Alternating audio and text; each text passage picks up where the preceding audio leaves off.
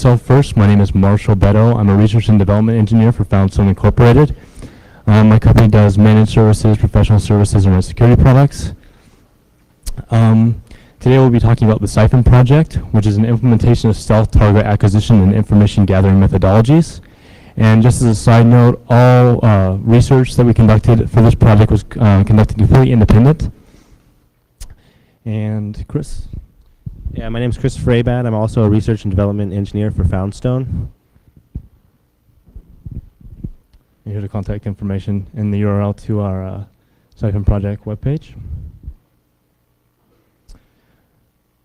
Here's an overview of the lecture today. We will be going into define general network mapping. Then later we will get into active mapping techniques with definitions and details. And next, passive techniques, which includes our Siphon software. What's that? Okay. And last, we will finish up with an example of a Siphon report. Prerequisite to this talk is that you know what network mapping is, and I'm sure a lot of you do, but just for formal purposes, we will define network mapping as the process of gathering information in order to identify and understand the internetworking of systems. Network mapping is important because it allows one to gather information about the network. It allows you to identify weaknesses in the network and to learn how the network operates. For a white hat, it is important because you can protect your network better if you know what is on your network. And for black hats, network mapping is important because it is the first step that they take to gain access to your network. Network mapping information that we gather through active and passive techniques includes port information, operating system information enumeration, topology map generation, and lastly, vulnerability information. I will go over each one in the following slides. Gathering port information is important because vulnerable services run on TCP and UDP ports. For example, on port 21, which is FTP, on Linux machines, there's WFTPD, vulnerabilities, etc. It also allows an attacker or an administrator type to gain a perception of the security on the network or the host. If a hacker does a recon on your network and notices that all your machines have all the default ports open, then he can probably conclude that your network is not very well administered and probably will be a lot more noisy and not have to feel like he has to be as stealth. And finding open ports is also important because it allows us to perform accurate operating system identification. Gathering operating system information is important because it allows one to survey the types of operating systems on a network. Some companies run all Windows NT systems, some companies run all Linux systems. Therefore, one can take the vulnerabilities that they're looking for and narrow them down to a specific operating system, which goes into the next bullet point, which is vulnerabilities are specific to operating systems, so it allows you to only search for a certain type of vulnerability. Information enumeration can be defined as, quote, harmless information that could later lead to the compromise of a network. This information includes email addresses, NetBIOS names, network file system exports, usernames, host names, and whois information. All this stuff seems harmless. Anybody can go to a whois on your website and gain the network administrator's name, the phone number, etc., which can later be used for social engineering purposes, etc. Topology map generation is a good thing to have because it allows one to create a visual map of what that network looks like. When you understand the physical layout of a network, you can easily diagnose problems and find vulnerabilities better. It may even allow you to discover an alternate penetration route. And lastly, vulnerability information. And I think everybody knows why this is important. If you find vulnerabilities, you can break into a system. So vulnerabilities consist of all previously explained network mapping information, which includes the port mapping, the operating system identification, etc. It allows us to discover vulnerabilities on a system and in the network configuration. And this is very, very important because it only takes one vulnerability to lead to the downfall of an entire network.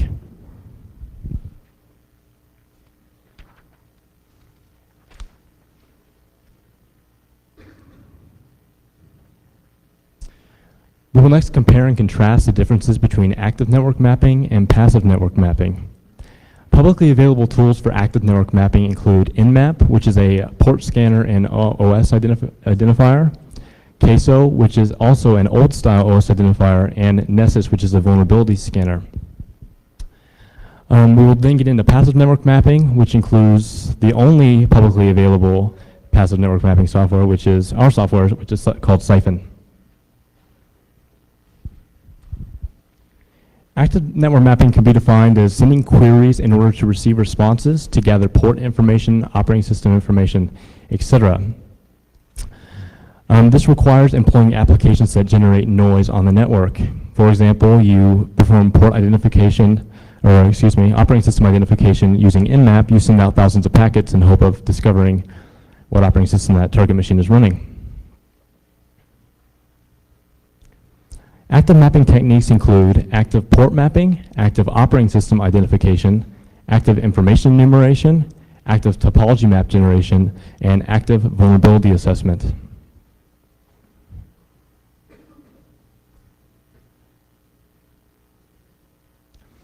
This is kind of some of the details for active port mapping techniques. InMap does all of these, I believe. TCP connect scans, TCP stealth scans, special TCP fin, Xmas, and null scans, and vanilla UDP scans. And in diagram 1, this is a simple TCP three-way handshake. The darker machine is trying to connect to the telnet port on the lighter machine. So we'll call the dark machine host A and the lighter machine host B. So host A sends a SYN packet to port 23 on host B.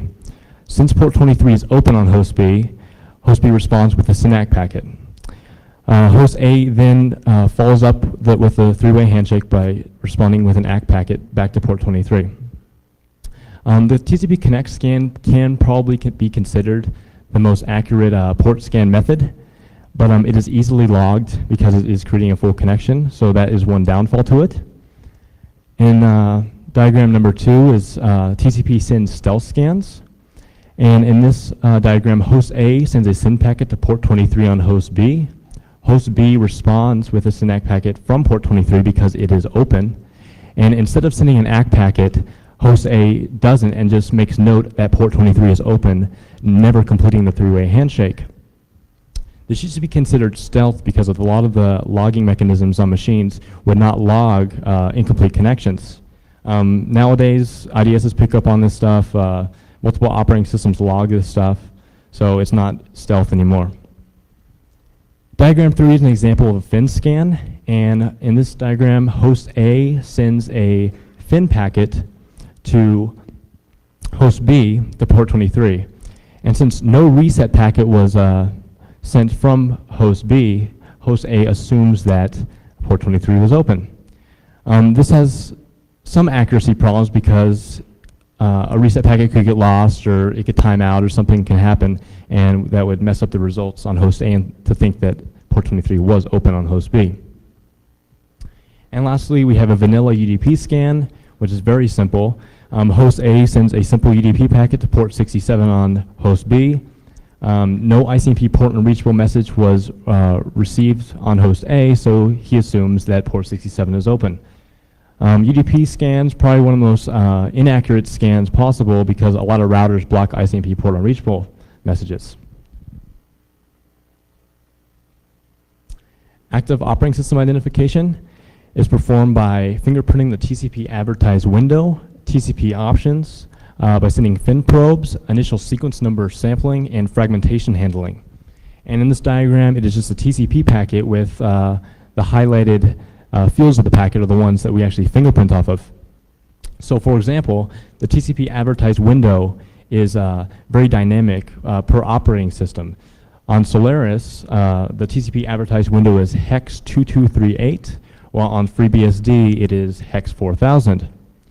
It's probably one of the most accurate fields to fingerprint off of because it is so operating system specific. Another method for OS identification includes TCP option ordering.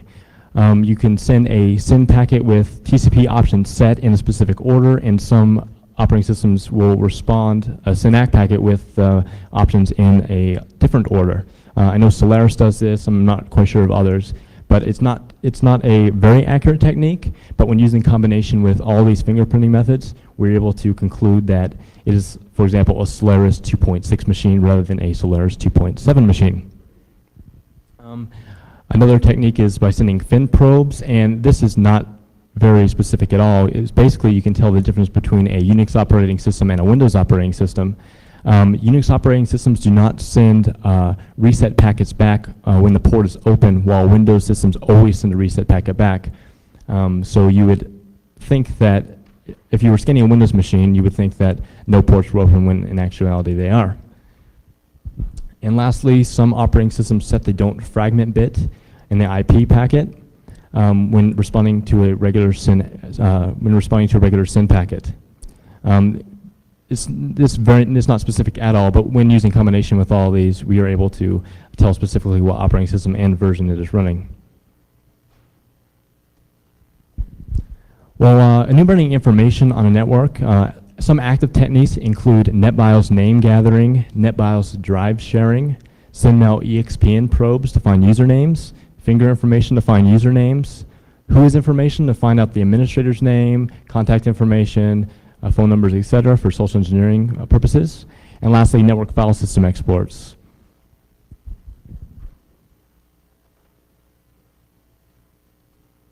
Active topology mapping, I'm going to hand this one over to Chris. There's not too many products out there that do active topology mapping, but there's a few of them, and most of them use the method of trace routing to target hosts and taking these trace route information and building topology maps from that. Normally when you were to trace route to say host B on this, you would think that you have an account, a hop by hop account for the networks that the packet will go through, but also in this data inherently, it kind of provides us with simplistic link state between any two adjacent peers. For example, like when you trace route to host B, you're going to come up with host A to be the hop right before our end destination. But that also tells us a little information about the state of the link between host A and B, that it exists basically.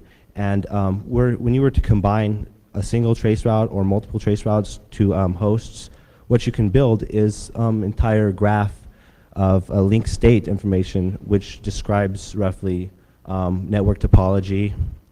And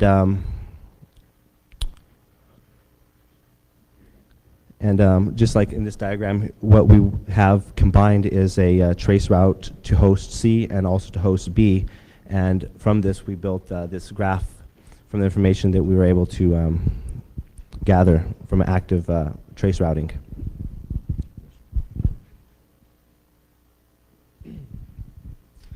Active vulnerability assessment is performed by doing banner checking, RPC port mapper queries, and DNS version queries.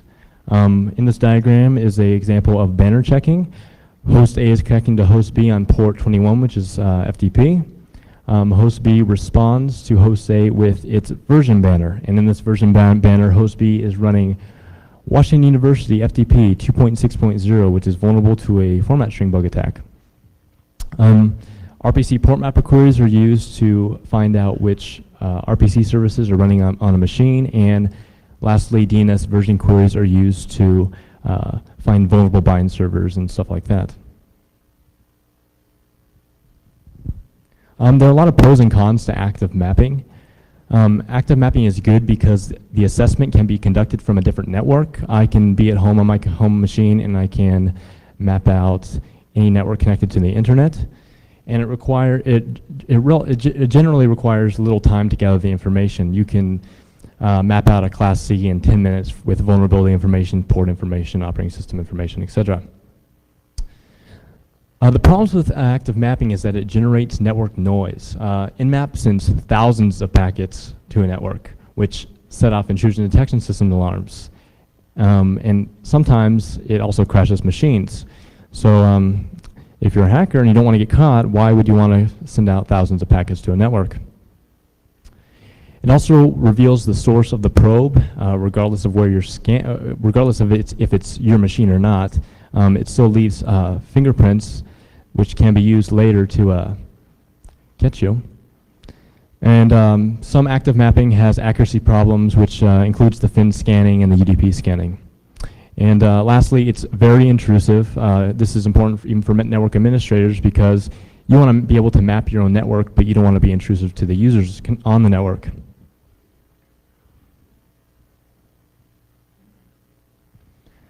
Due to the pros and cons of active mapping, Chris Abad and I created the Siphon project in January 2000.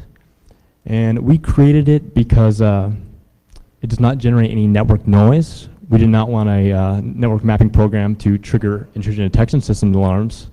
We did not want to reveal the source of our probe. We didn't even want to send out a single packet. We consider this a very stealth technique.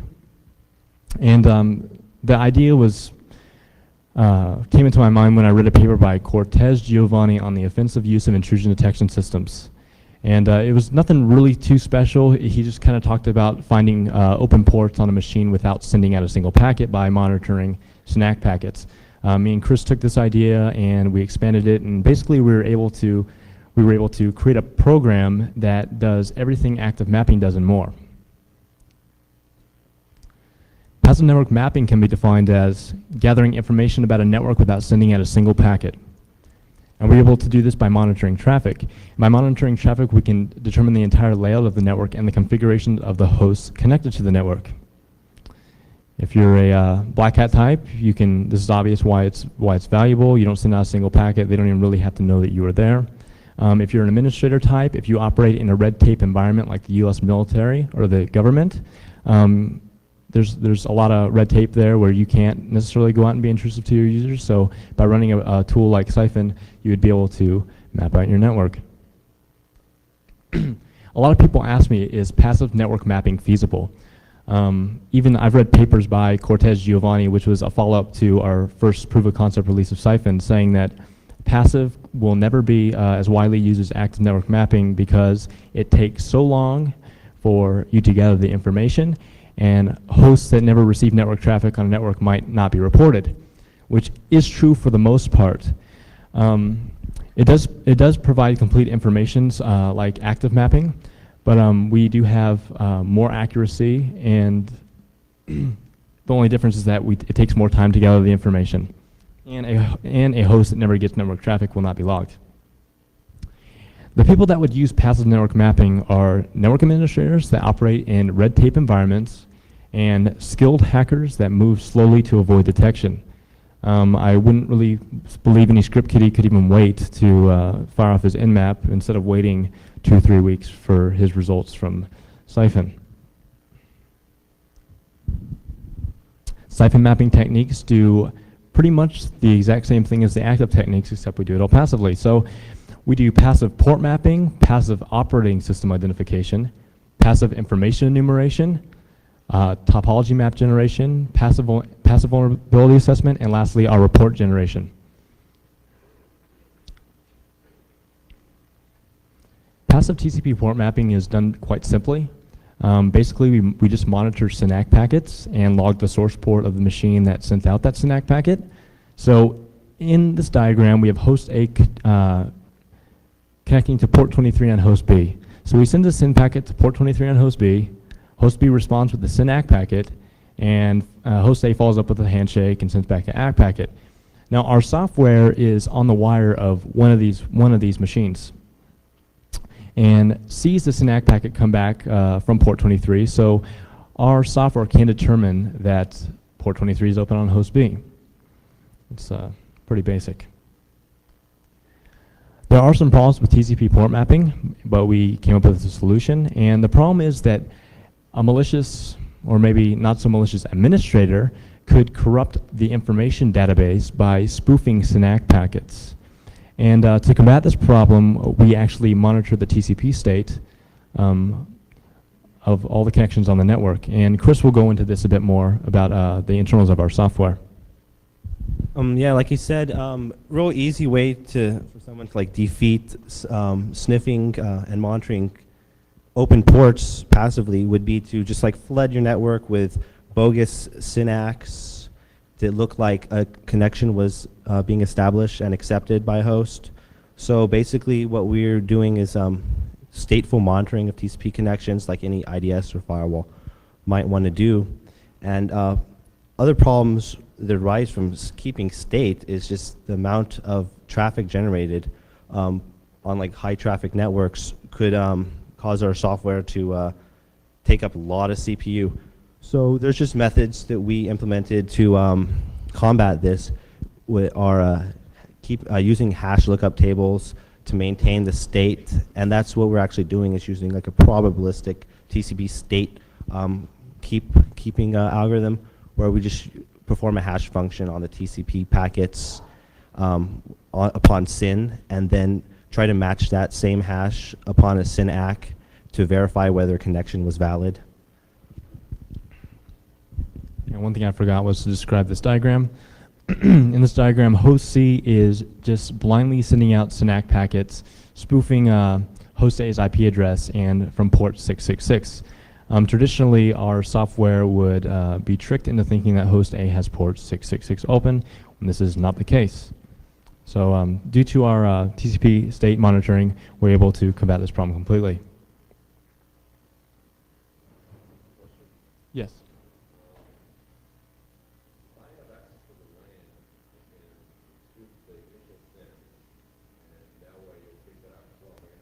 Yes, if you wanted to get tricky, of course you can spoof a whole three-way connection, but who's really going to do that much, you know? But that would trick anything. It won't just trick ours, per se. Yes?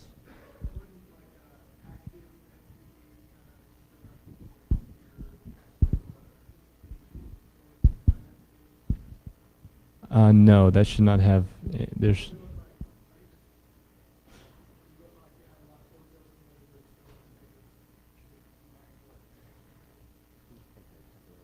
Yeah.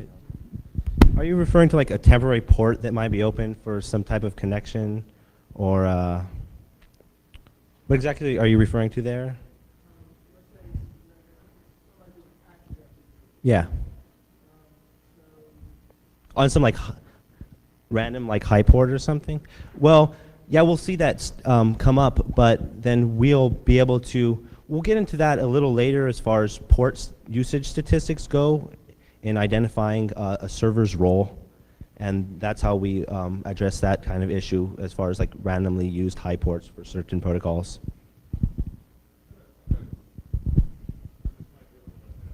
All right. Mm-hmm.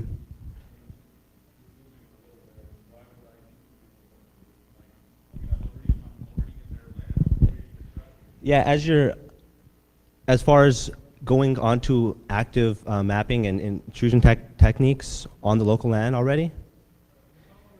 Yeah, well, you're already on. We don't, regardless of how you're on, we're not trying to address that issue. But what you're still going to do is still generate more traffic on the LAN to signify your presence there. Whereas here, even if you are on the LAN, you're not going to increase your risks per se, as far as being identified on the LAN. Do you have a wireless network card? Do you have a wireless network card? Okay, well, for those that do, go drive into a parking lot of some company and jump on their network and plug in Siphon, and they won't even know that you're there. So that's also a good application of passive network mapping. Next, we do passive UDP port mapping, and this can be done just like active does, but basically waiting for the other host to send the packet rather than you send the packet. So our software will monitor UDP packets and then listen for ICMP port unreachables. Big problems with this because it's not very accurate. Some ICMP port unreachables sometimes don't get past firewalls, etc., so we might falsely assume that a port is open. So in order to combat this problem, we actually decode application layer protocols that use UDP. For example, host A is doing a DNS query to UDP port 53 on host B. Host B responds with a DNS query response from UDP port 53, and our software will actually decode this DNS query response, and we'll be able to determine that it is a name server and it is resolving names, so therefore port 53 must be open.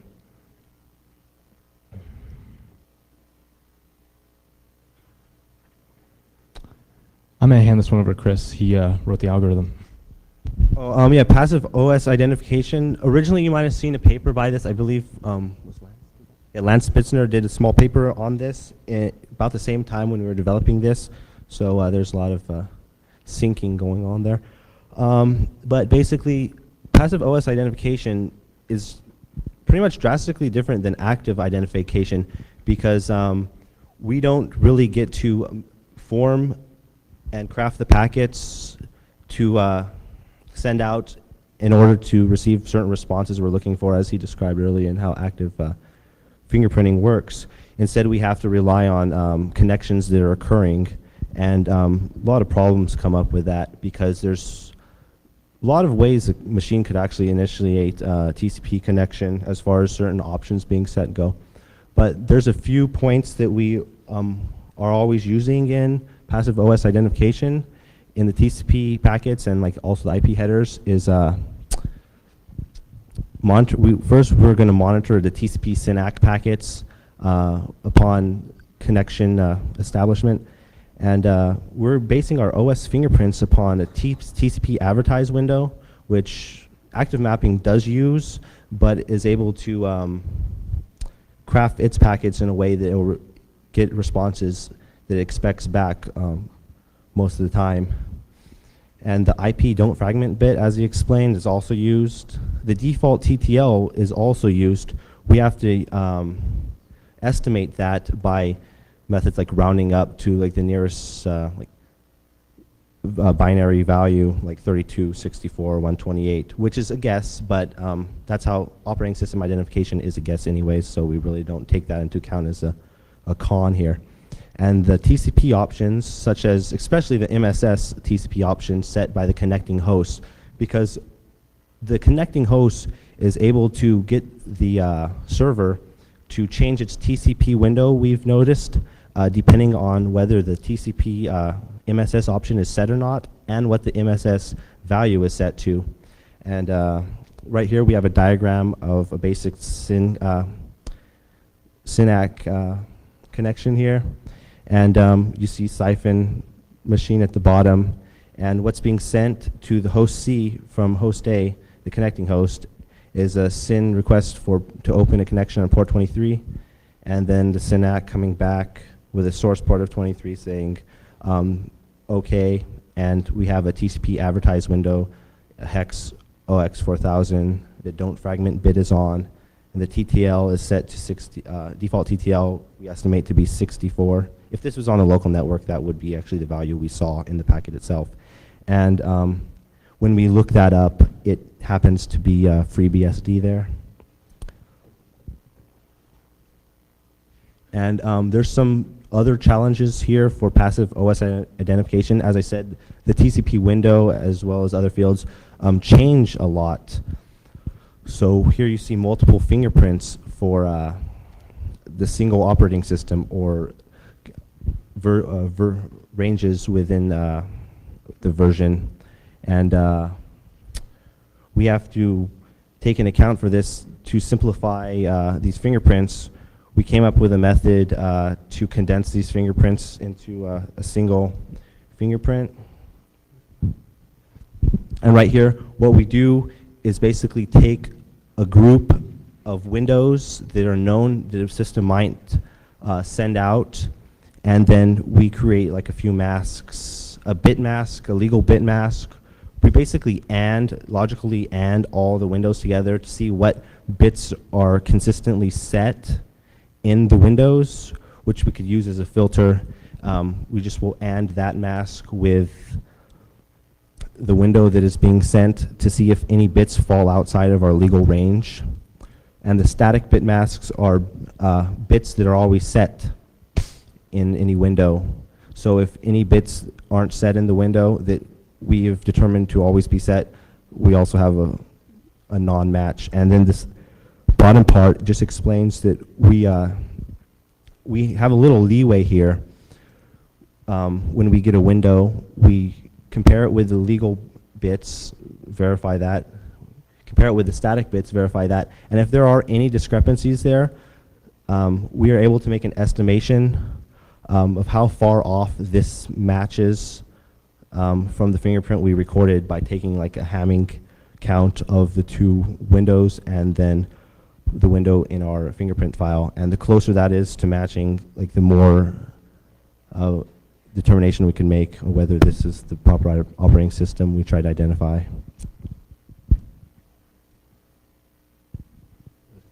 And right here, after applying our algorithm, you see we have like a single fingerprint here where you see the static bit value and the legal bit value, and then the rest of the information, TTL, the don't fragment bit, and then like a little text label of what the operating system is.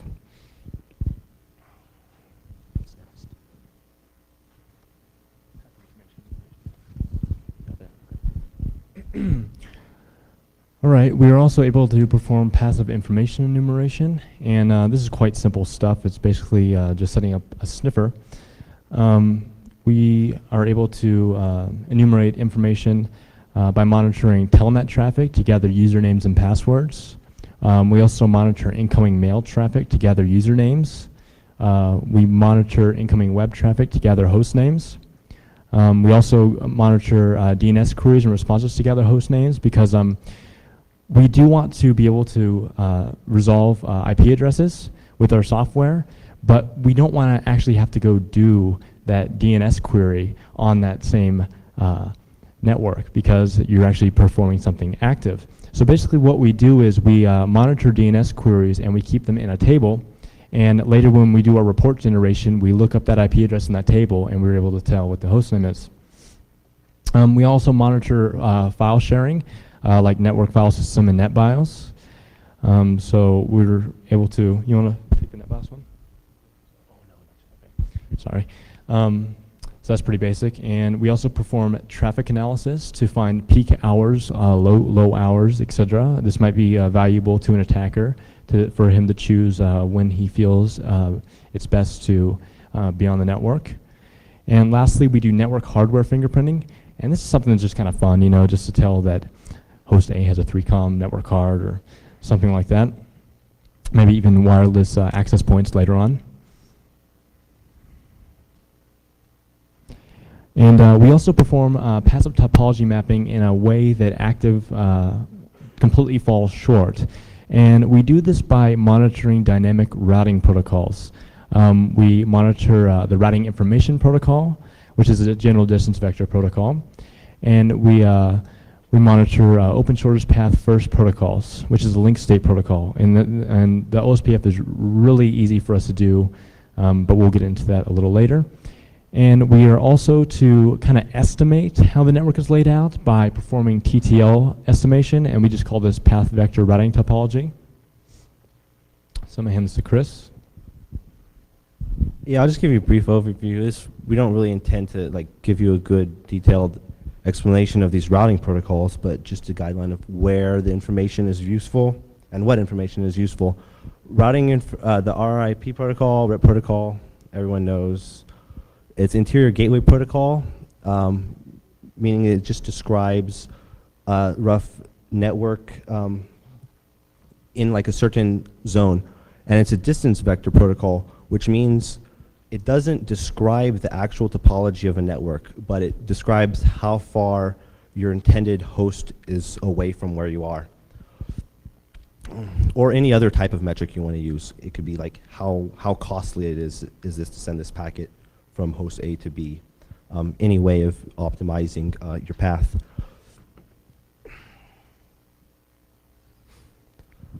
And it sends routing update messages frequently, which is good for us because we don't have to wait too long for this information to appear. So it's like, if you're on a RIP network, this is pretty much instantaneous network information we could gather. And for further information on this protocol, you could reference these RFCs that we've noted here at that last bullet point. And topology mapping with RIP. We could actually estimate with like a small degree of the network layout in general with the data inside a RIP packet by monitoring RIP packets on multiple subnets running Siphon. And we'll run it through a link state. We'll run it through a distance vector to like a link state routing conversion method, which basically takes multiple RIP advertisements and kind of syncs them together to estimate how far certain networks are from networks we have Siphon running on, and also to build a general topology of where networks lie. Not necessarily how target hosts are connected peer-to-peer, but general network diagrams.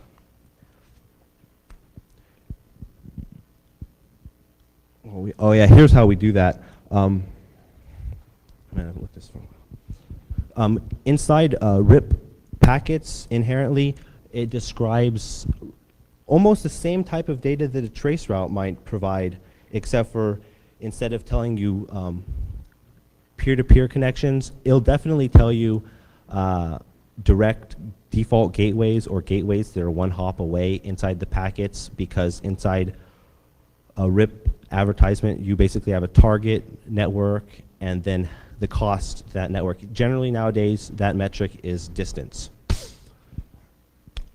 And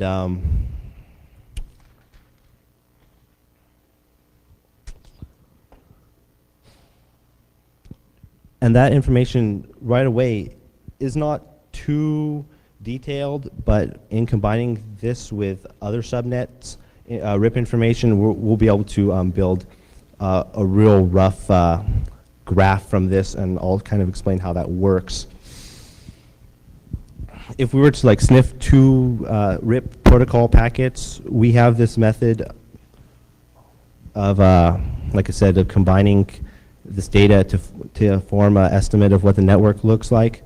And without getting too detailed how it works, I'll just basically give you a real simple example how that might work. Is if we picked up traffic and decoded a RIP protocol packet, and we have like some network B out there somewhere that we know is like 3 hops away from network A we're sniffing on, and then we have another network we're sniffing on, network C, and it says it's like 7 away, we're able to know that that network, the distance between these two networks can only range between 3 hops and 10 hops away, because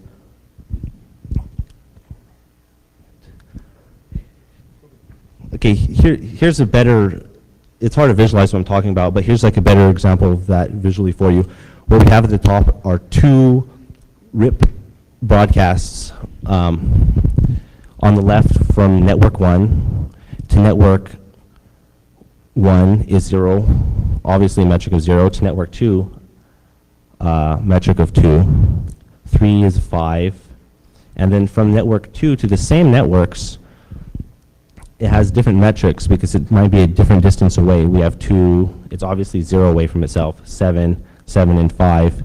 And then below here, what we created from these 2 RIP broadcasts are actually what looks like a connected a matrix, which describes a connected graph or a network.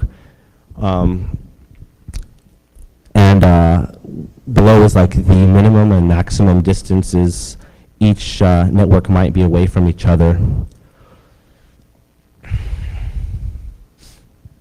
And what we'll do with these is combine them to narrow down these distances. The closer we get these distances down to a single value, the better idea of what the network topology might look like. And what we have here on the next page is, after we condense those 2 matrices together, we have right here a better description of what the network might look like. And from this matrix, you could easily generate a connected graph from it. Now, this is a much easier protocol to take and convert it into a link state information or exact topology graph, because that's exactly what the OSPF protocol does. That's one of its pros over a distance vector protocol is right there. It's designed to correct problems associated with RIP. One of the problems is exact network topology. Like basically, that's why it's called a link state protocol. It learns the routing information through link state advertisements, LSAs, which are exactly descriptions of a connected graph, or which describes a network. And this information includes interface status, metrics between networks, and a topological database is maintained by the collection of LSAs received. So basically, from the OSPF information broadcast, we really have to do no deduction here. It gives for us the exact topology of any autonomous zone. And all routers in the same area have the same topological database. They have to if they're going to describe the same topology. So this is inherent in the protocol. Topology mapping with OSPF is, like I said, relatively a simplistic concept, even though the protocol itself is pretty large. Periodic full LSA updates are broadcasted over a network. These are generally what we're looking for. And we generate topology maps based off these LSA updates because in these LSAs, like I said, what it's basically sending is just a matrix of host-to-host connections or network-to-network connections, which translates directly into a topology map or a graph.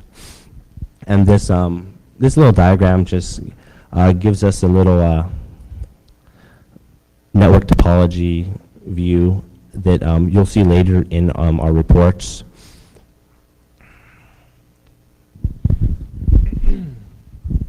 All right. Lastly, for passive network mapping, we perform vulnerability assessment without sending out a single packet. Our software does this by analyzing packet payload. We look for banner information. We look for RPC port mapper queries. We look for DNS version queries, and we also look for HTTP GET requests for CGI type vulnerabilities. This is very basic. It can be done with a simple sniffer and a database of known vulnerabilities. This diagram shows a banner check type vulnerability assessment. Host A is connecting to port 21 on host B. Host B responds with its FTP version banner, and our software is in promiscuous mode and listening for that packet, and is able to match up that banner to a database of known vulnerabilities. So our software will tag host B as vulnerable to the roofTPD 2.6.0 format string attack.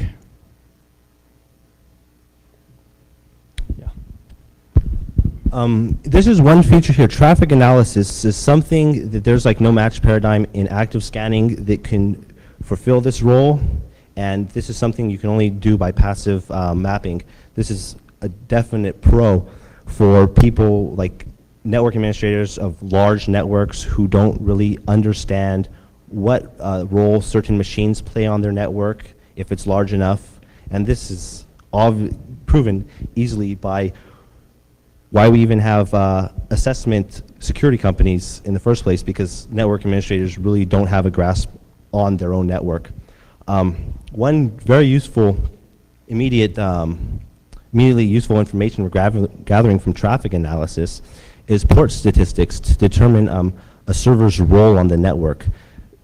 InMap can't do this. You might be able to find what ports are open on a machine. A host name might hint at what this server's role plays on the network, like if the host name is www or mail or something, we could assume that that's what it does, but that isn't absolute guarantee at all. So what we can do is build port statistics of which ports on a certain host are accessed the most. And for example, if we have a large sum of traffic to a machine on port 25 with no host name, that would hint that it's a mail server, that we could determine that that's definitely the mail server because there's so much traffic generated on that port. You can't do that with an active assessment tool. Auditing logins, email, and web access can determine user behavioral patterns and machine roles. Because if we're able to, for some reason, get a user's password and username to access the network, our context on that network may not match up with what that user actually does. So if an attacker is able to determine when this user's on the network, what machines they log into commonly, and most often we're able to mimic with a reasonable degree of accuracy how this user uses the network. So from a black hat perspective, if you could mimic a user on the network, that's a definite plus. For an administrator, we could monitor if certain users are using the network at times they shouldn't, or any strange type of activity like that.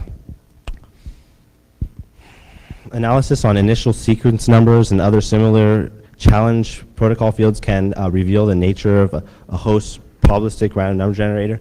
This is data you've seen maybe by a paper by Zalewski and Simple Nomad on visualizing random number generators, and this starts to tend to lend itself to new methods of operating system and software fingerprinting, other than your standard fingerprinting methods you have out there, like the Fyodor's OS fingerprinting, and even our own and Lance Spittner's method of operating system identification. This is a new alternative that's starting to appear more and more by estimating the randomness of a system to determine its operating system. And right down at the bottom of the bullet points right there, assistance in operating system identification and TCP sequence guessing. That's a topic that's been hot for a long time. And if you're sit there sniffing a network, like right away, you know that sequence guessing is like kind of out the window. But keep in mind, we are monitoring machines that aren't necessarily a local machine. We're going to pick up traffic from people going out to Yahoo and things like that, other hosts external of the local LAN that we'll possibly be able to monitor. So if we could get this additional assistance on external machines. You have a question? Yeah, if we're also collecting information, just to point out, we're collecting information not only on machines on the local LAN we're sniffing, but also machines that people access exterior to that local LAN. So there's possible here for spidering out on the network possibly and compromising other hosts. Question? Oh, defensive value? Yeah, well, this spawned from, yeah. Defense, you're talking about defense value from whose perspective? Just so I know what context we're talking.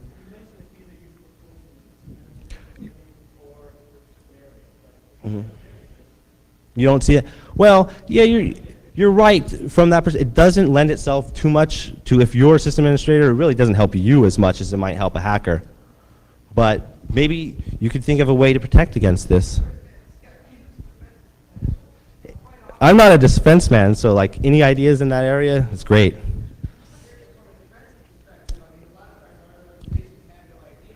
Yeah, that is true, and that is so common of like Fortune companies. Definitely, they don't know what's on their network at all. Exactly. But yeah, you're right. Other programs do the same type of features, but here's another. Yeah, they don't do decoding. They don't. Where does one of these tools do this PRNG? But you're right. I really can't support a network administrator's ideology as much as the black hats.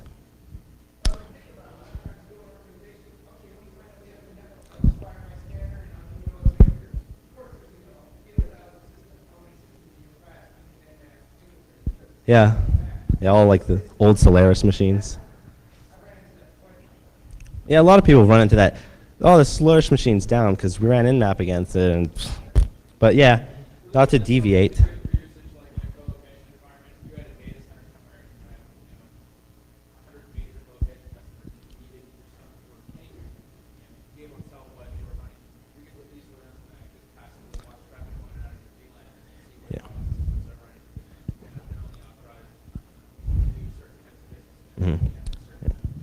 Yeah. Yeah, see, that's a good point. I really didn't right here where I was talking about auditing logins and user behavioral patterns, you need to, at some point, check and balance your own administrators. If you have like a hierarchy of administrators, you can't tell me that you don't know a corrupt administrator out there that you need to have checks and balances against. And that's the perfect way to do that. And he's going to give you here like a report of what kind of information you could expect to get out of our tool.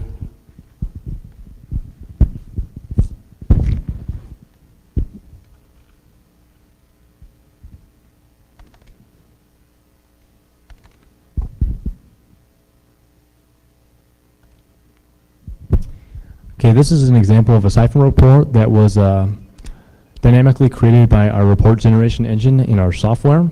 This is not a very big report or anything. This was just our software was run on our own personal LAN for 1 day, 25 minutes, and 13 seconds. And we only have 3 machines on the network, and all 3 of them were used. So actually, there's 4, excuse me, including the router. So we were actually able to map them out. So it's organized into host reports, and later it gets into network information.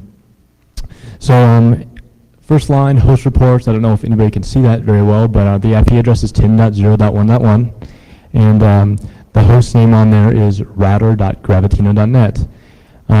Server type, it's a default gateway. We're just assuming that.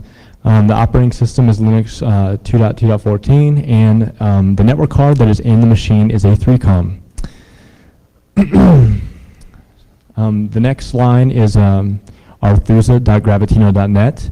Its IP address is 10.0.1.2. We were able to actually determine that this server is a mail server by looking at port 25 over here and noting that it was connected to 100 times while other ports were only connected to 10 times and 1 time and 1 time.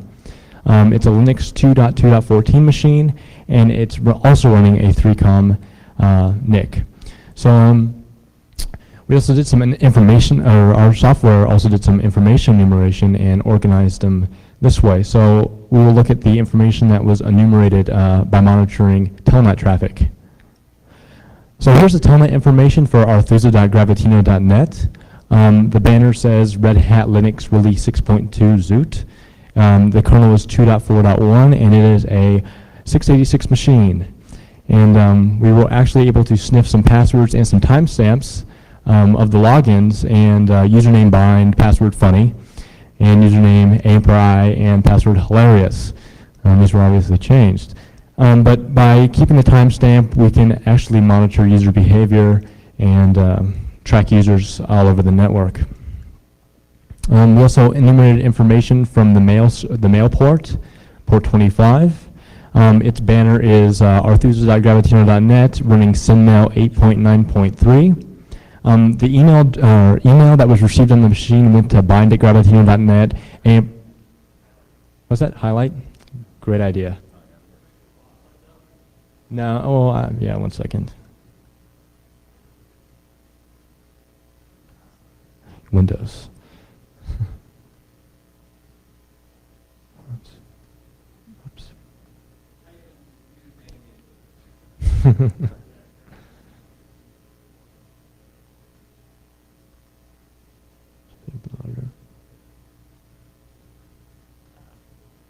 They're nasty. Okay. Yeah, it didn't really help, but I'll just describe it as you go along.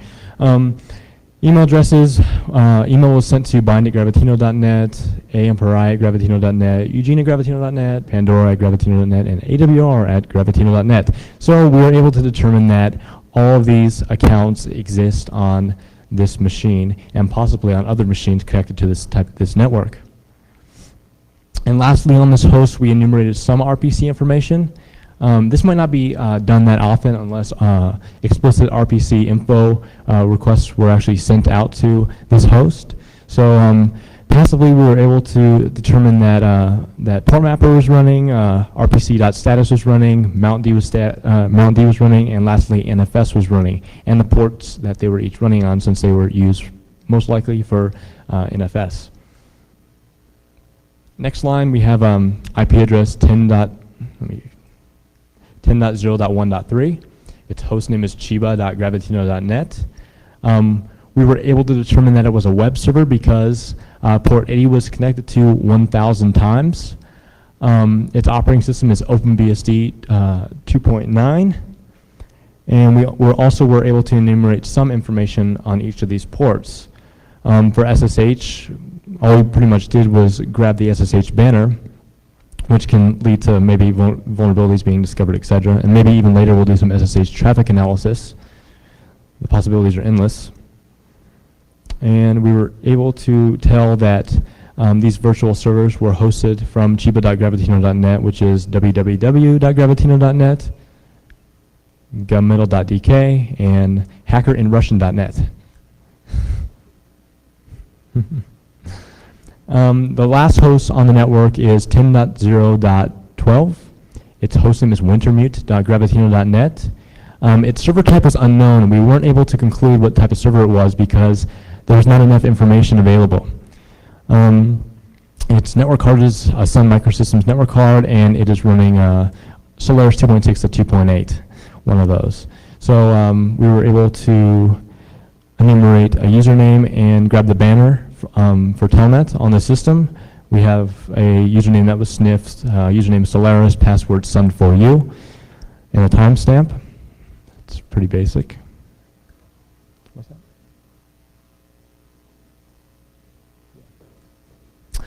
Here's the port mapper information that was passively gathered by RPC info requests. And this host has RPC bind, port mapper, status, and calendar manager.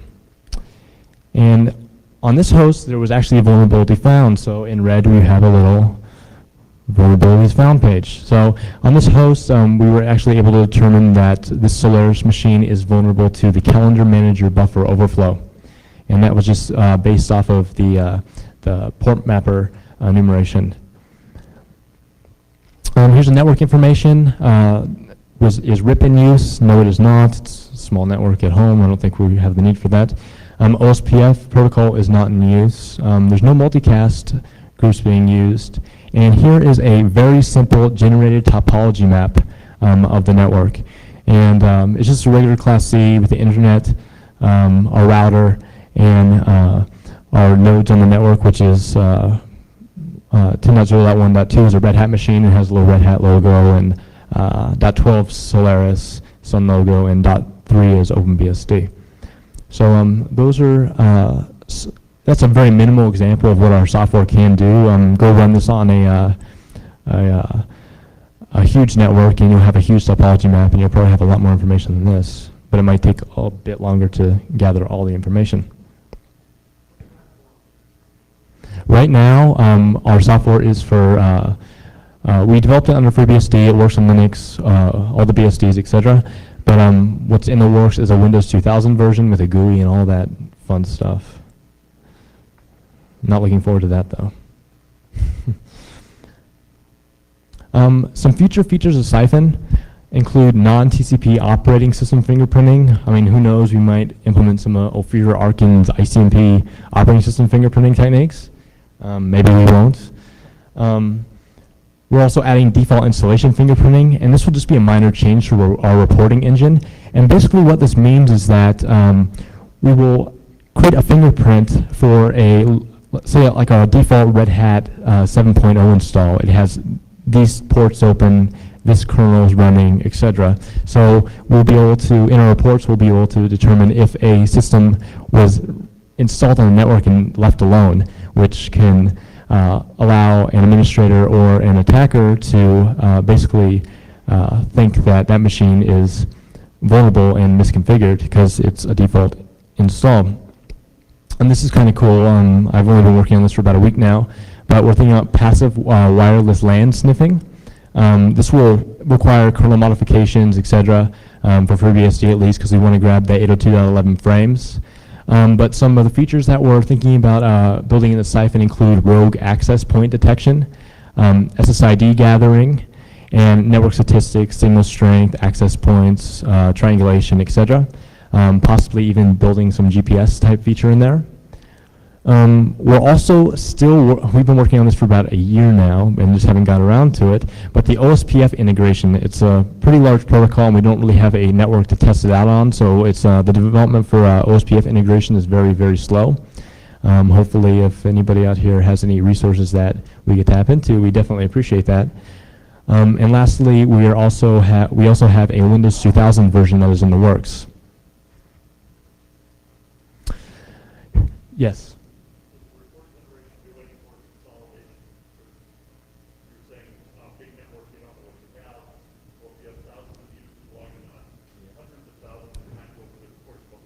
Yeah. Right now, it's kind of just like up in the air. So if anybody here has any suggestions on the way to organize this data, we'd find it very helpful. We actually were originally going to just log our data in an ASCII format. Ridiculous, that's all I have to say. Very, very long reports, and the topology maps were very nasty, so we went to HTML, dynamically generating JPEGs, etc. So if anybody does have any ideas on how to store this information, it'd be greatly appreciated. So here's the summary of everything that we talked about today. Active and passive network mapping are different in nature depending on the purpose and motivation of the user. If you want to map out your network quick without really, with disregarding the type of machines on the network and intrusion detection systems, then active network mapping is probably for you. If you want to be stealth and not be caught and not be intrusive to the users connected to the network, then I would recommend passive network mapping. Okay, passive network mapping is performed by monitoring network traffic without sending out a single packet, while active network mapping is performed by sending out queries and gathering responses, generating massive amounts of network noise, crashing machines, and setting off IDS alarms. I don't see too many downfalls to the passive side, other than the fact that you need to kind of be on the network to do it. You gotta have skill. And here's the contact information, our email addresses, and the URL to our project, where you can download our software. And as a note, the software that is included on your Black Hat CD was proof of concept software that was probably written about 1.5 years ago. It doesn't really do anything special in comparison to what we've presented today. It does passive port mapping and passive operating system identification. It's still kind of fun. You can detect operating systems without having to use Nmap, just by using your web browser and going to websites and being able to figure out what operating system it's running. But if anybody has any comments or anything like that, we'd greatly appreciate them. And is there any questions? Yes. The current version is not on that website yet. We're still deciding if we're going to open source it or not. So for all you Linux people out there, you probably hate us. Yes.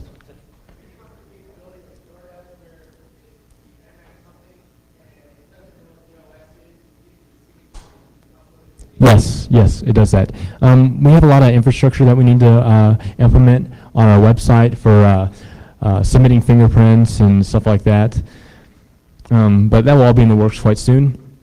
We're also thinking about creating kind of a distributed project for people to take our Siphon software and putting them on nodes that they feel it's appropriate for them to actually share that information. They will send us their Siphon logs, and we will consolidate them and possibly generate maps based on each and every person's network information that has been gathered. Is there any other questions? No, we have not. But yeah, no, we have not. But it shouldn't really apply. Yeah. The software will be available soon, so just check for updates, and you guys can go ahead and play around with it. And if there's any problems or if there's any suggestions, just email us and we'll consider it. Oh, we have to give a book away, so Chris, why don't you ask like a math question? Okay. Well, I guess we're supposed to give it to someone who asked the question for us. So I think the guy that, okay, one more question. Yes? If you use some active techniques such as ARP redirection, stuff like that, yes, you can. Yeah, we get that question all the time. If you're up for actually sending out ARP packets to redirect all the network traffic to you and then forward that to the gateway, yeah, you can do that. And but with wireless nowadays, the possibilities are endless. So yes.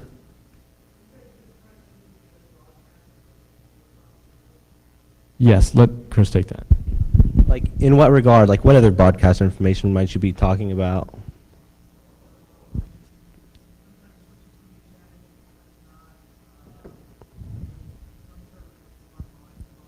Oh yeah, things like that are taken into account. Like as far as IGMP multicast group registration goes, yeah, we keep track of who's in what group. When machines boot up, sometimes they'll send out like a net BIOS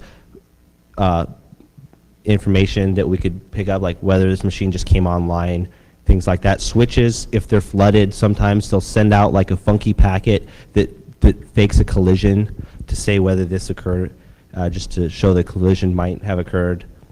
And yeah, we pick up that kind of thing.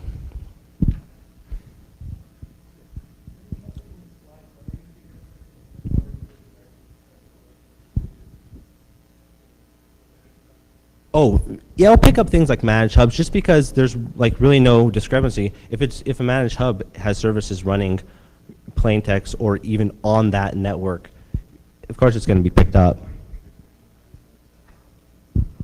As far their OS or their hardware switches will be picked up, their Mac will be picked up, and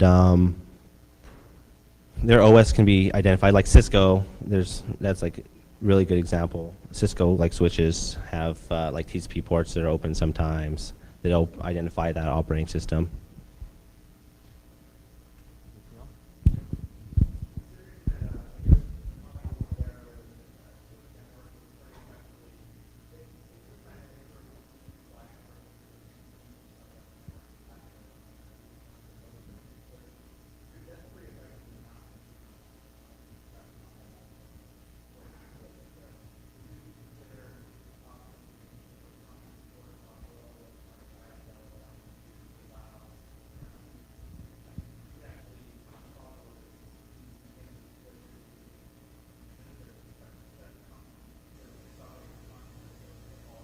Yeah, we have, per example, like a spam port, you know, things like that.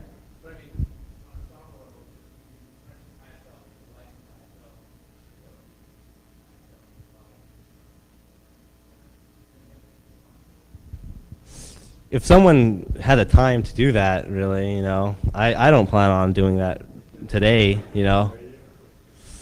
But and especially I don't plan on getting a license from Cisco. Things like proprietary like that, no.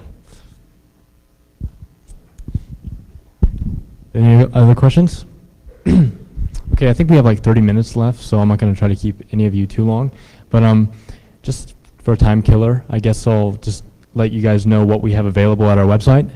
And shit, I think we actually have a wireless card that we could use to go there. But some of the tools that we have available are that were just added is Adore BSD. I don't know if any of you have ever played with the Adore Linux kernel root kit by Team Teso. But that was just ported to FreeBSD.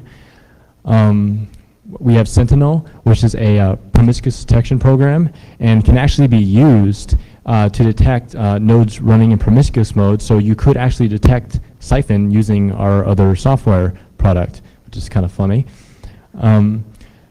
We also have, well, I added this, but yeah, I added a tool called Guile, and that does local and remote binary backdooring.